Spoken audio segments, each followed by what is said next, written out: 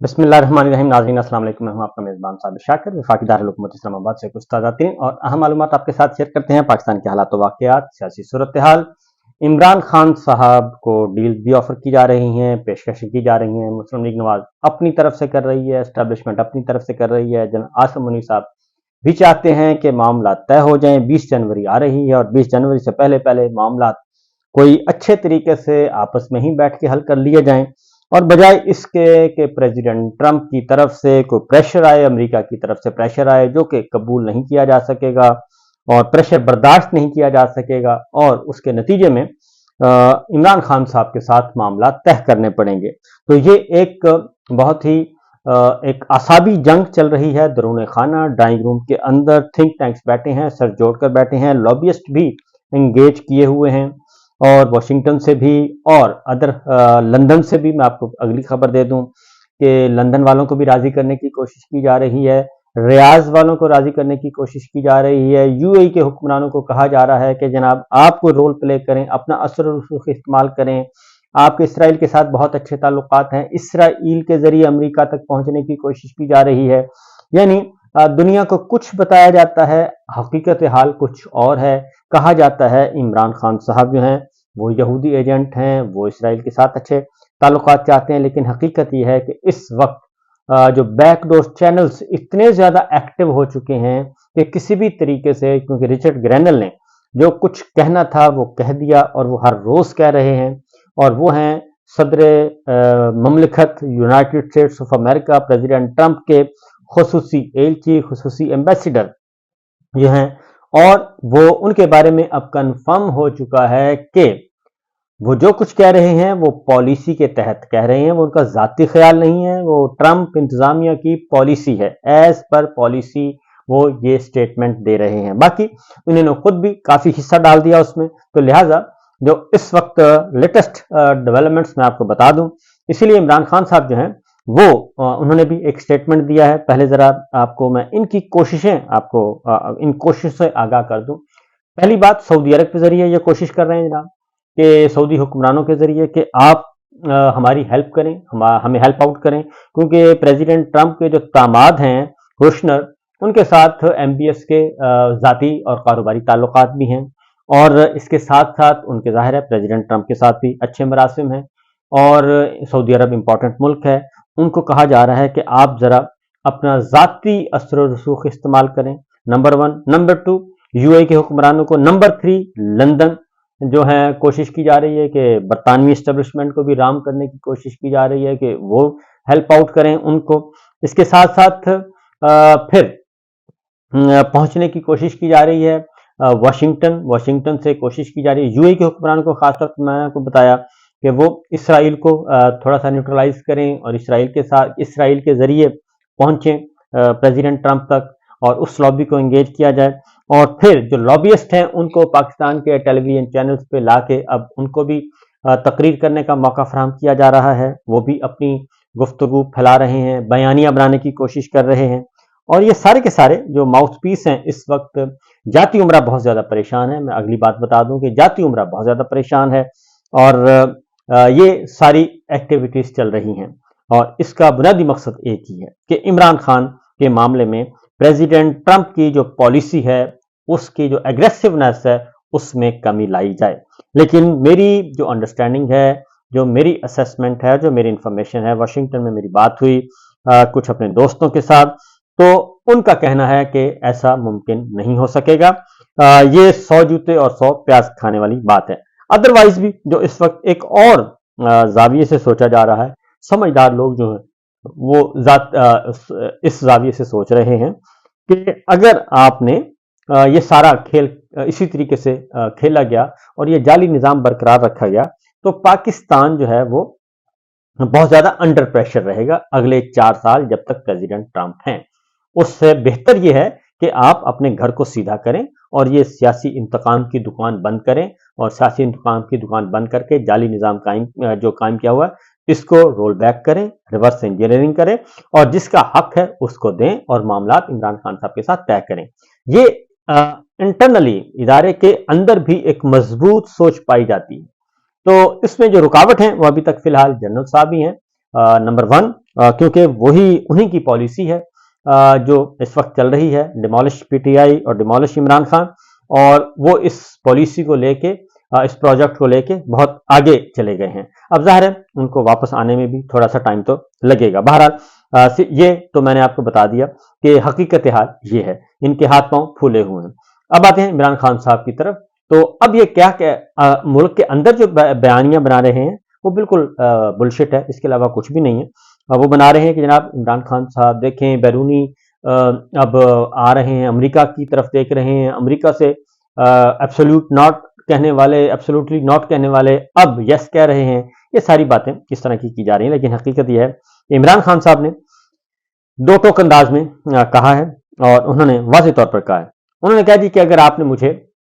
مقدمات سے ڈرانا ہے، مقدمات سے بالکل نہ ڈرائیں، آپ مجھے القاعدہ ٹرسٹ میں بھی سزا سنائیں، اور انہوں نے کہا ہے کہ مجھے 6 جنوری کو سزا سنا دی جائے گی، اور اس کا مقابلہ میں کروں گا، ہائی کورٹ میں جاؤں گا، سپریم کورٹ میں جاؤں گا، عدالتی نظام میں جاؤں گا، فیس کروں گا۔ تو لہٰذا آپ نے القاعدہ ٹرسٹ میں سزا سنانی ہے، بالکل سنائیں، اور جو اس کو آپ کو پینڈنگ رکھا ہوا ہے پینڈنگ نہ رکھیں، آگے بڑھیں۔ دوسرا توشہ خانہ، انہوں نے کہا توشہ خانہ میں بھی چلائیں، سزا دیں اور آگے بڑھیں،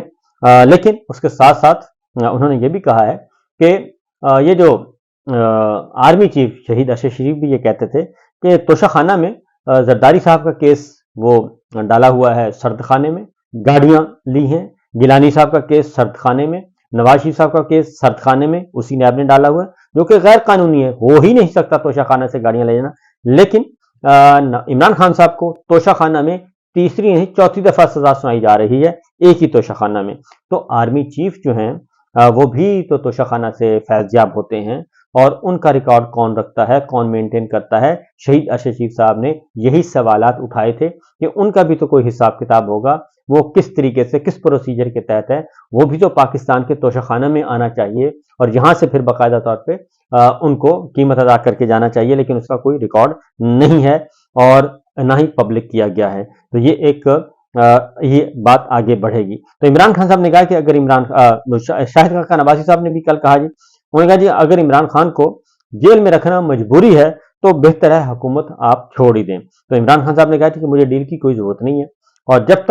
جب میں کیسز لڑ رہا ہوں تو ہر کیس میں لڑوں گا، اور آپ آگے بڑھیں اور جو فیصلے سنانے سنائیں، ان مقدمات کے پریشر میں آ کے میں نے آپ کی کوئی بات نہیں ماننی۔ اور انہوں نے یہ بھی کہا کہ اسٹیبلشمنٹ یا کسی باہر کے ملک کے کہنے پر ڈیل نہیں کروں گا، بنی گالہ میں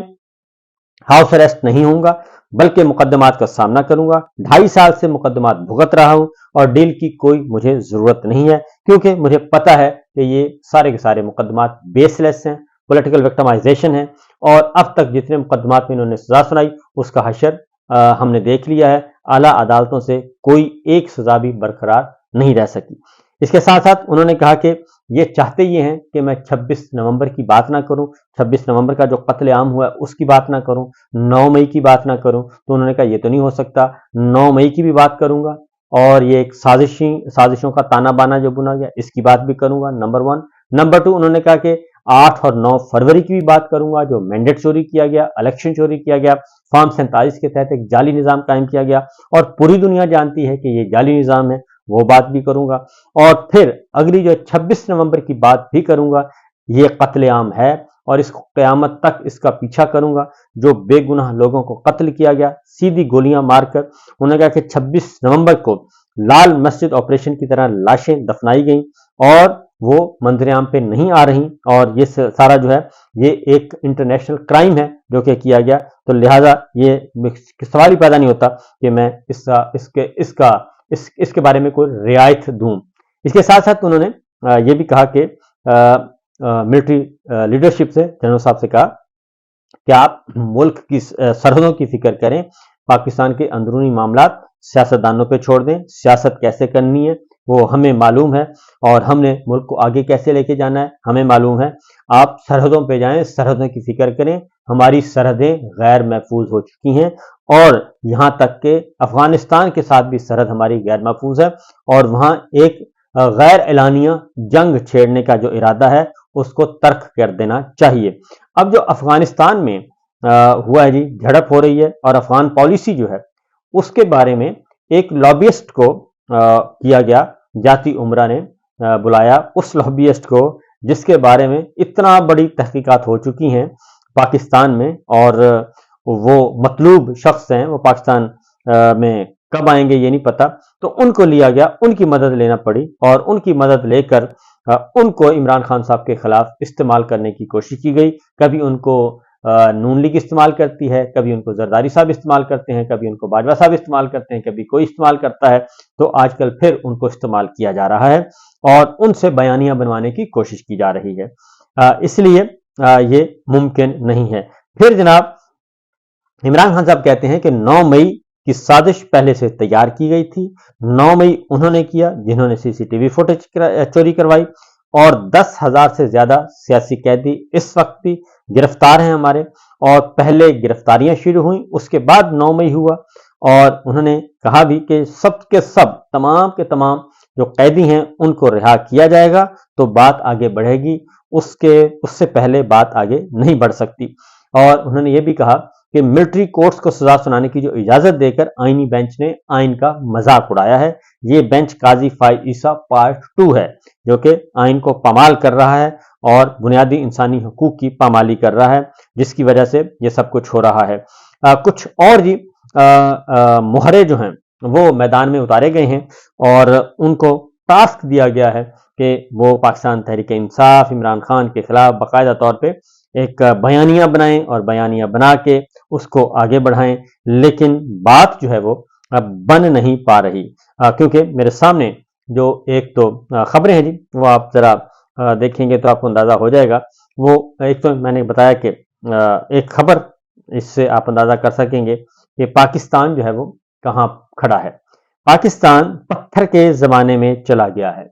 اور یہ ہم نہیں کہہ رہے، یہ ڈان کی سٹوری ہے، اور ڈان کی سٹوری ہے جی وہ پتھر کے دور میں خوش آمدید۔ پاکستان کا انٹرنیٹ بندش والا دنیا کا دوسرا بڑا ملک بن گیا ہے، دنیا کا دوسرا بڑا ملک جہاں پہ انٹرنیٹ بند رہتا ہے، اور انٹرنیٹ شٹ ڈاؤن کے دورانیے کے لحاظ سے دنیا بھر میں دوسرے نمبر پر آ گیا ہے، جہاں سب سے زیادہ انٹرنیٹ کو بند کیا جاتا ہے۔ اور اعداد و شمار جو اب تک آئے ہیں، ٹاپ 10 VPN کے مطابق پاکستان 2024 میں شٹ ڈاؤن کے دورانیے کے لحاظ سے صرف میانمار سے 1861 گھنٹے پیچھے ہے۔ یہ دیکھیں ہم میانمار سے ہار گئے، اور میانمار سے بھی ہم جیت سکتے تھے اگر یہ اور تھوڑی دیر بند کر دیں، ابھی ہیں 2 دن، میرا خیال ہے کہ بند کر دینا چاہیے، 30 اور 31 کو یہ گھنٹے تو کم از کم کور کریں۔ اور ایک اندازے کے مطابق 35 کروڑ ڈالر سے زائد کا نقصان اٹھانا پڑا، جو ہمارے جنوبی ایشیائی ہم اثروں کے بعد دوسرے نمبر پر ہے۔ جہاں ہم نے سب کو پیچھے چھوڑ دیا وہ یہ تھا کہ تقریباً 8 کروڑ 30 لاکھ صارفین کے ساتھ ہمارے کام کے وعدوں میں بددیانتی کی تعداد کوئی متوازی نہیں تھی، بلکہ 15 سب سے زیادہ کمزور ممالک میں سے 40% سے زیادہ تھی۔ یہ پاکستان کو اس حال میں پہنچایا، اور یہ رپورٹ کیا کہہ رہی ہے؟ پاکستان کی ڈیجیٹل معیشت کے لیے ایک سنجیدہ حقیقت کی جانچ ہے، جسے پہلے ہی میکرو غیر یقینی صورتحال، سرمایہ کی کمی، ٹیلنٹ کی کمی سمیت چیلنجز درپیش ہیں، اور پاکستان کو اس حال تک پہنچا دیا۔ پاکستان نے انٹرنیٹ کی بندش کے حوالے سے اپنی کارکردگی میں نمایاں اضافہ کیا ہے، اور 2023 میں انٹرنیٹ شٹ ڈاؤن کا جو دورانیہ 259 گھنٹے تھا، اب 619% بڑھ گیا ہے، 619%، جو عالمی سطح پر 7ویں نمبر سے 5ویں درجے اوپر ہے۔ نتیجہ اس کے ساتھ آنے والے اخراجات میں بھی 11 کروڑ 40 لاکھ ڈالر کا اضافہ ہوا ہے۔ اس کے ساتھ ساتھ ہی تجارتی تنظیموں نے اعداد و شمار پیش کیے ہیں، جن میں پاکستان سافٹ ویئر ہاؤس ایسوسی ایشن نے انٹرنیٹ کی بندش کے ہر گھنٹے کے لیے 10 لاکھ ڈالر کے نقصان کا دعویٰ کیا ہے، یعنی کہ ایک گھنٹے میں 10 لاکھ ڈالر جو ہے وہ پاکستان کو نقصان پہنچایا جا رہا ہے۔ اور یہ ہے اصل میں معاشی دہشت گردی، یہ ہے سیاسی دہشت گردی، اور یہ ہے ڈیجیٹل دہشت گردی۔ اس کو کہتے ہیں جو گورنمنٹ کو نہیں، پاکستان کو، مملکت پاکستان کو نقصان پہنچایا جا رہا ہے، اور بھرپور پہنچایا جا رہا ہے۔ سال 2024 کے 11 ماہ میں IT سیکٹر نے قومی معیشت میں 3.3 ارب ڈالر کا تعاون کیا، جو صرف ٹیکسٹائل اور فوڈ گروپ سے کم، اور مجموعی طور پر تیسرا بڑا شعبہ ہے جسے اب برباد کیا جا رہا ہے۔ فی الوقت تو میرا خیال ہے کہ اتنا ہی، باقی خبریں انشاءاللہ اگلے ولاگ میں۔ اجازت دیجیے، اللہ حافظ۔